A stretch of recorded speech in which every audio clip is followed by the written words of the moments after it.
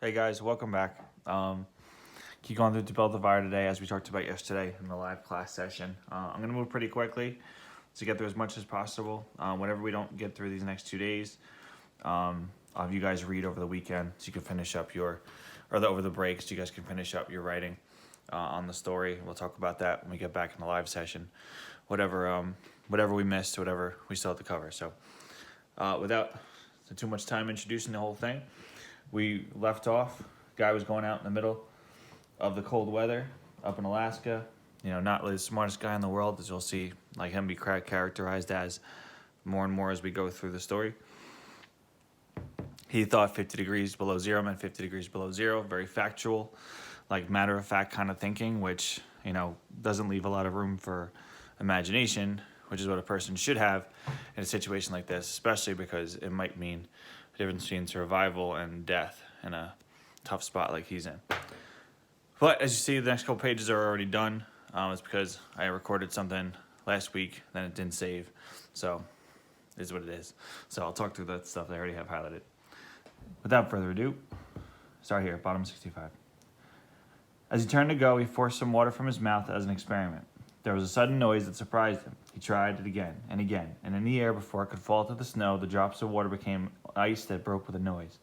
He knew that at 50 below zero, water from the mouth made a noise when it hit the snow. But this had done that in the air. Undoubtedly, it was colder than 50 below, but exactly how much colder he did not know. The temperature didn't matter. So it was colder than he anticipated. Normally, a person would react significantly to this because that means already dangerous circumstances are much more dangerous, but it didn't bother him. He was headed for the old camp on Henderson Creek, where the boys were already.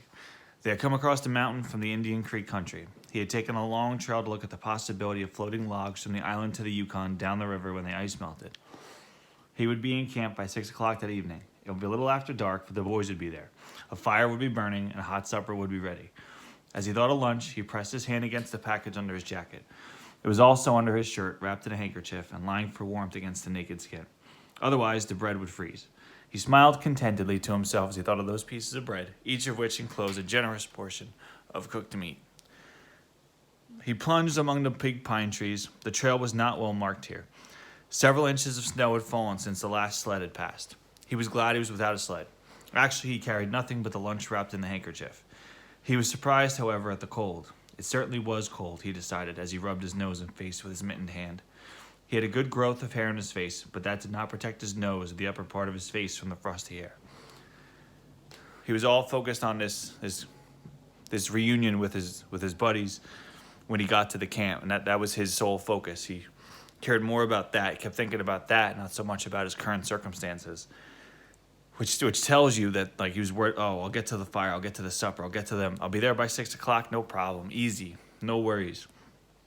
He smiled contentedly to himself as he thought about his food and all that he would have. Very peaceful mind for someone who's going to have to go through a very difficult process. And he went through the big pine trees. The trail was not well marked because it had been a long, long time. Feet of snow, possibly, like, on this whole thing already, and then inches on top of the last sled crossing. So every sign of life had been covered over by snow. Yet this person thought he was in a good spot, a good state of mind, and obviously didn't realize the danger of his situation. He was surprised at the cold, however. Foreshadowing. He was surprised at how cold it was. You can't be surprised in situations like this. You have to know, or else bad things happen. And speaking of knowing, following at the man's heels was a big native dog. It was a wolf dog, gray-coated and not noticeably different from his brother, the wild wolf. The animal was worried by the great cold. It knew that this was no time for traveling, and its own feeling was closer to the truth than the man's judgment. In reality, it was not merely colder than 50 below. It was colder than 60 below, colder than 70 below. It was 75 below zero. Because the freezing point is 32 above zero, it meant there was 107 degrees of frost. A big native dog, a wolf dog. Native, as in native to this land. Native, as in knows the land. As in its generations had grown up in this land. As in its ancestors, had survived for years and years and years. This is not a place for some random person that comes from probably California if not even more east from there, and decided to go try to like find his wealth up in Alaska, that person is not native. And especially this guy, who is a new person to this land. He is not native at all. It's the opposite of this dog. So you think about, well, what is the dog acting on? Feeling, his instinct. That's better than man's judgment. Man's judgment is based upon, especially this man, like experiences, right? But his personal experiences. This guy has none. So his judgment is lacking. The dog's feelings or instinct is built on generations of survival. Easy to trust the dog on this one. And as the dog was walking along, it was worried about it. He was surprised. He was worried. There's your diction. He was surprised by the cold. He was worried about the cold. Very different, right? More of a, I need to do something about this. Huh, that's weird. Very different. The dog didn't know anything about temperatures. Possibly in its brain, there was no understanding of a condition of very cold, such as in the man's brain. But the animal sensed the danger. Its fear made it question eagerly every movement the man as expecting him to go back to camp or seek shelter somewhere and build a fire. The dog had learned about fire. It wanted fire. Otherwise, it would dig itself into the snow and find shelter from the cold air, like an igloo style. The frozen moistness of the breathing had settled on its fur and a fine powder of frost. The hair on the man's face was similarly frosted, but more solidly. It took the form of ice and increased with every warm, moist breath from his mouth. Also, the man had tobacco in his mouth. The ice held his lips so tightly together that he could not empty the juice from his mouth. The result was a long piece of yellow ice hanging from his lips. If he fell down, it would break, like glass, into many pieces. He expected the ice formed by the tobacco juice, having been out twice before when it was very cold. But it had not been cold as this, he knew. He'd been out in the cold, never like this. Dog's instinct over man's judgment. He continued through the level forest for several miles. Then he went down to the bank of the frozen path of a small stream. This was Henderson Creek, and he knew that it was 10 miles from where the stream divided. He looked at his watch. It was 10 o'clock. He was traveling at the rate of 4 miles an hour. Thus, he figured he would have arrived where the stream divided at 12:30. He decided he would eat his lunch when he arrived there. Very matter of fact, like he's doing the math in his head as he's moving through. He's like, making good progress. The dog followed again at his heels with its tail hanging low as the man started to walk across the frozen stream. The old sled shell could be seen, but a dozen inches of snow covered the marks of the last sleds. In a month, no man had traveled up or down that silent creek. 1 whole month. The man went steadily ahead. He was not much of a thinker. At that moment, he had nothing to think about except that he would eat lunch at the stream's divide, and at 6 o'clock he would be in camp with the boys. There was nobody to talk to, and if there had been, speech would not have been possible because of the ice around his mouth. Not much of a thinker. He only had two possible conditions in his head. He'd eat lunch at this time, and at 6 o'clock he'd be there. The only two things that popped up into his head. No maybes. No alternatives. No what ifs. Lacks imagination. Guaranteed. If I do this, if I keep this pace, I will get ready to go. No problem. Easy. Done. Simple. Not easy. Not done. Not simple. But that's not the way he thinks. The dog is thinking about... The dog said to himself, or like thought to himself, worst case scenario, I could dig into this snow. Backup plan. Man has none. Man's like, I will get here, then I will get there, and I'll be good to go. No problem at all. Not much of a thinker. Once in a while, the thought repeated itself that it was very cold and that he had never experienced such cold. It kept jumping into his head, and he kept pushing it out. As he walked along, he rubbed his face, because usually like that would come into your head, and you'd react, right? Like, it's never been this cold before. Am I in danger? He's like, it's never been this cold. He kept going. As he walked along, he rubbed his face and nose with the back of a mittened hand. He did this without thinking, frequently changing hands. But with all his rubbing, the instant he stopped, his face and nose became numb. His face would surely be frozen. He knew that, and he was sorry he had not worn the sort of nose guard Bud wore when it was cold. Such a guard passed across the nose and covered the entire face. Didn't matter much, he decided. What was a little frost? A little painful? That was all. Never serious. What's a little frost? He could have worn protective gear, but he was like, a little frost. What is it? It just hurts a little bit. I could deal with that. I'm a man. I'm not worried. I'm not scared. Because why else would you ignore that, right? Like, how many of you guys ride your bike still, like ride a bike without a helmet? Because what are you thinking about? Like, what if I crash my bike a little bit, get a little hurt? No big deal, right? I've crashed my bike before. I'm not worried about it. And when you ride your bike, you don't think about that. Just like when you guys start driving, you won't think about the worst possible scenario every time you drive a car, but it's there. You become a better driver when you start realizing that that is a potential thing that could happen, and you always have to be kind of prepared to drive and get away from a bad situation. You know, it's that thought of immortality that makes it very, very dangerous for him. Empty as the man's mind was of thoughts, he was most observant. He noticed the changes in the creek, the curves and the bends, and he always noted where he placed his feet. Once, coming around a bend, he moved suddenly to the side like a frightened horse. He curved away from the place where he had been walking and retraced his steps several feet along the trail. He knew the creek was frozen to the bottom. No creek could contain water in that winter. But he knew also that there were streams of water that came out from the hillsides, ran along under the snow and on top of the ice of the creek. He knew that even in the coldest weather, these streams were never frozen, and he knew their danger. They hid pools of water under the snow that might be 3 inches deep or 3 feet. Sometimes a skin of ice like half an inch thick covered him, and in turn was covered by the snow. Sometimes there was both water and thin ice. When a man broke through, he could get very wet. That was why he jumped away so suddenly. He'd felt the ice move under his feet, and he also heard the noise of the snow-covered ice skin breaking.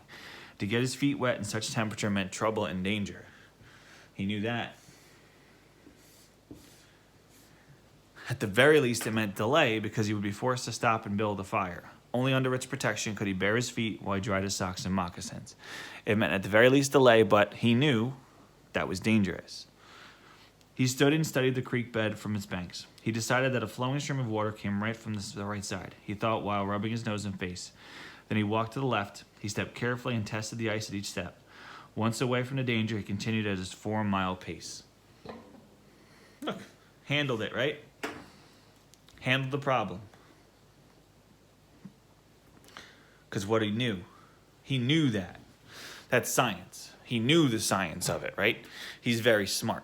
He knew that. He wasn't much of a thinker because he knew stuff. That's the kind of arrogance that leads to people to have problems.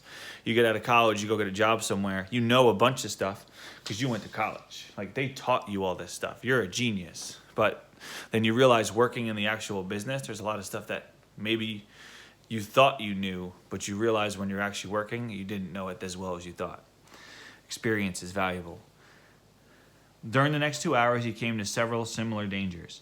Usually the snow above the pool, like my wife always tells me about how when the residents at her hospital, like how they'll come in and they're like, well, I'm a resident.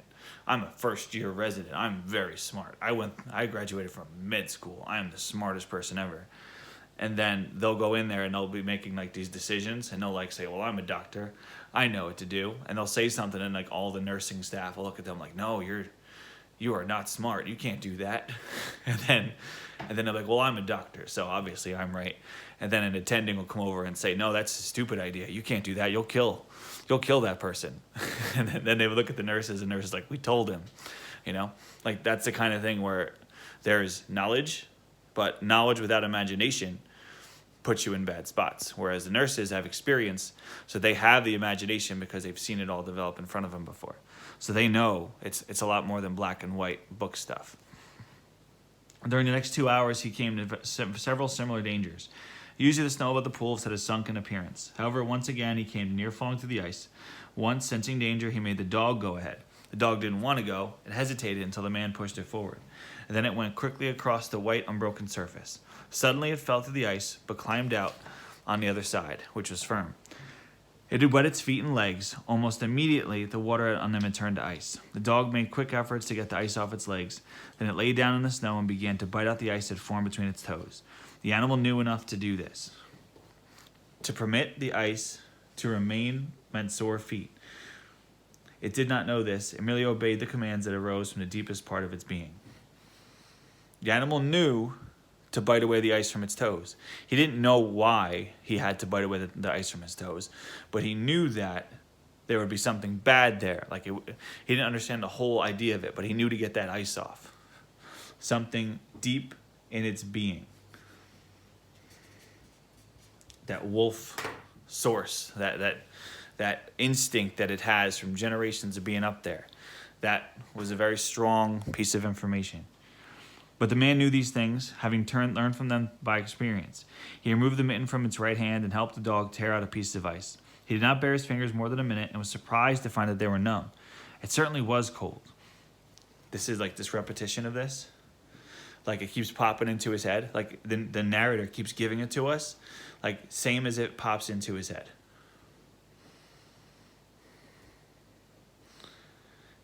And then we move right out. And we get right away from it again. But it just keeps popping up. And you'll see later in the story, if you look at like these long, like significant paragraphs, you'll notice later in the story, they're going to start to get a little bit more quick and sudden. Sentences will start to kind of quicken up too. Because that's when everybody's getting more anxious and like quick-witted. So then these long, luxurious sentences and paragraphs will change. Same thing. Narrator just jumps in. It certainly was cold. Then we move right out. He pulled on the mitten quickly and beat his hand across his breast. At 12 o'clock, the sky was at its brightest. Yet the sun did not appear in the sky. At 12:30, watch out for that narrator at Lord of the Flies too. Because the Lord of the Flies narrator is very much involved in the story. That's something you guys have to think about. At 12:30 in a minute, he arrived at the divide of the creek. He was pleased at this rate of speed. If he continued, he would certainly be with the boys by 6 that evening. Very pleased, very happy. Time for lunch. He unbuttoned his jacket and shirt and pulled forth his lunch. The action took no more than a quarter of a minute, yet in that brief moment the numbness touched his bare fingers. He did not put the mitten on, but instead struck the fingers against his leg. And he sat down on a snow-covered log to eat. The pain that followed was striking of his fingers against his leg ceased so quickly that he was frightened. He had not had time to take a bite of his lunch. He struck the fingers repeatedly and returned them to his mitten. Then he bared the other hand for the purpose of eating. He tried to take a mouthful, but the ice around his mouth prevented him. Then he knew what was wrong. He had forgotten to build a fire and warm himself. He laughed at his own foolishness, and as he laughed, he noted the numbness in his bare fingers. Also, he noted that the feeling which had come first to his toes when he sat down was already passing away.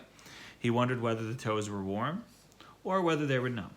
He moved them inside the moccasins and decided that they were numb. He laughed at his own foolishness. This is one of the big paragraphs, and this is one of the big sections of that paragraph. He sat down, took his lunch out, was giggling to himself about this delicious meal he was going to eat. He bares his hand, it freezes. Bares his other hand, started to get cold too.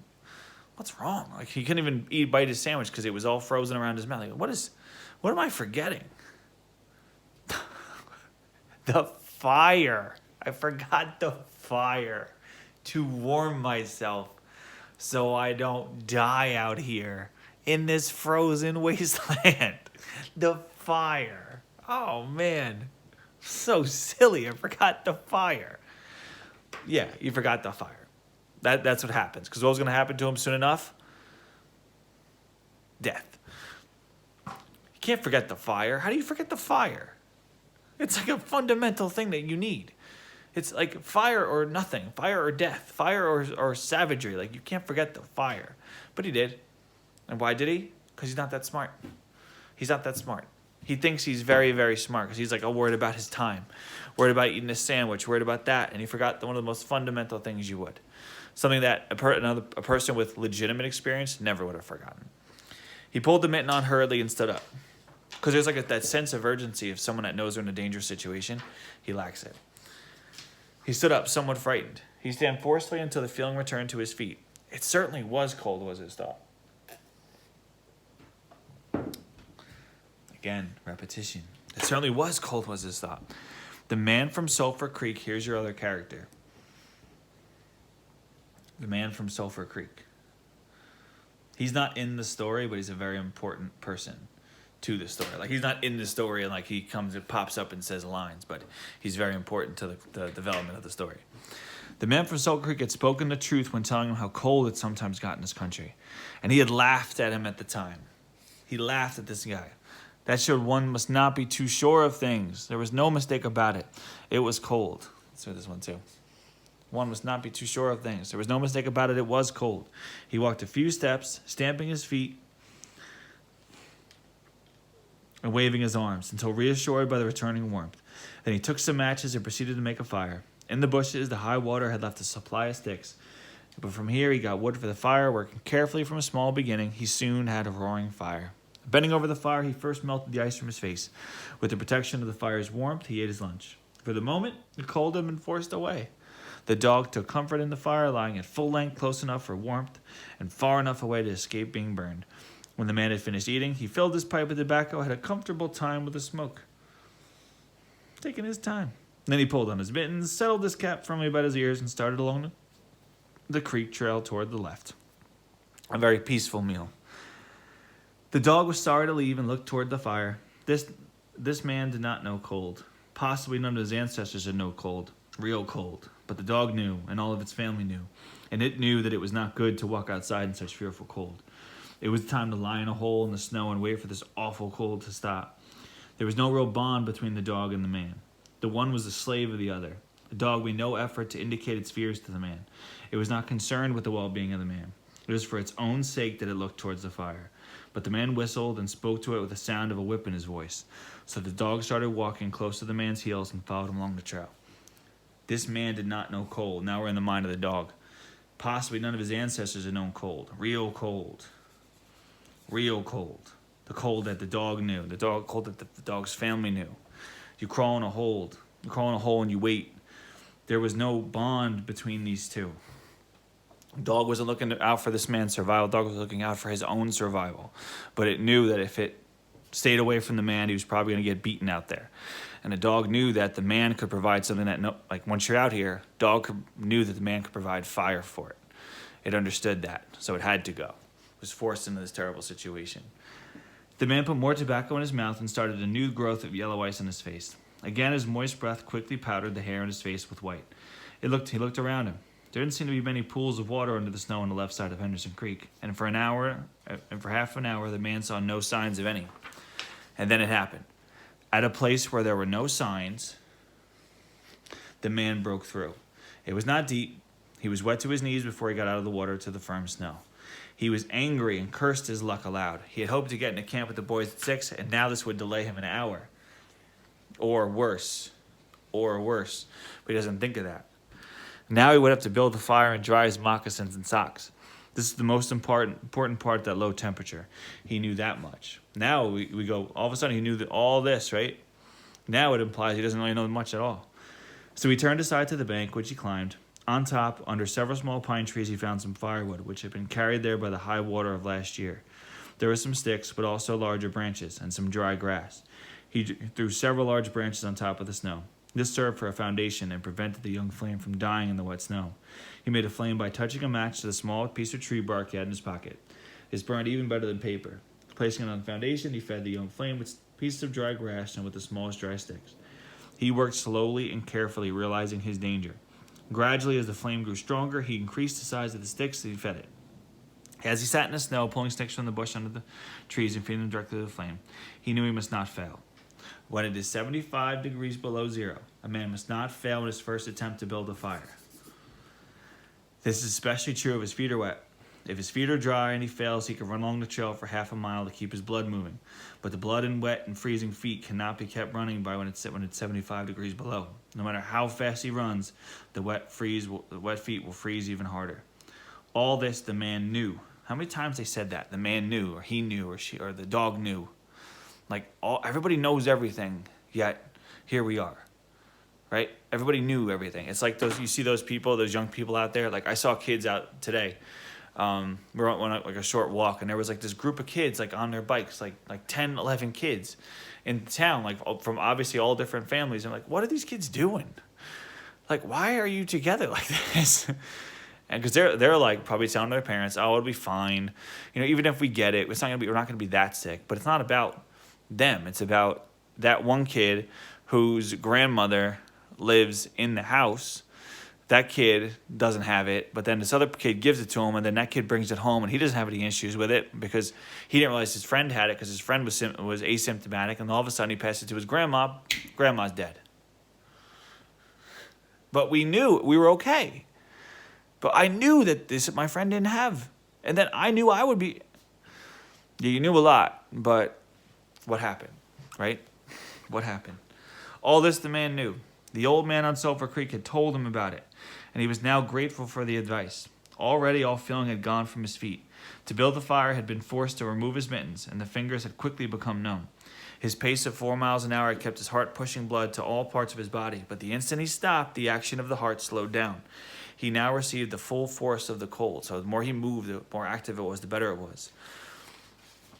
The blood of his body drew it back in. The blood was alive like the dog. Like the dog, it wanted to hide and seek cover, away from the fearful cold.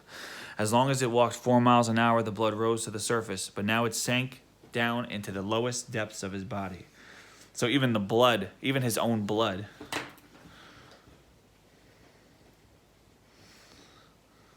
his blood knew better. His blood wanted to get away from it. It's like the dog. Same thing, same principle. His feet and hands were the first to feel its absence. His wet feet froze first. His bare fingers were numb, although they had not begun to freeze. Nose and face were already freezing, while the skin of all the body became cold as it lost its blood. But he was safe. Toes and nose and face would only be touched by the frost because the fire was beginning to burn with strength. He was feeding it with sticks the size of his finger. In another minute, he would be able to feed it with larger branches. Then he could remove his wet feet in moccasins and socks, and while they dried, he could keep his naked feet warm by the fire, rubbing them first with snow. The fire was a success. He was safe.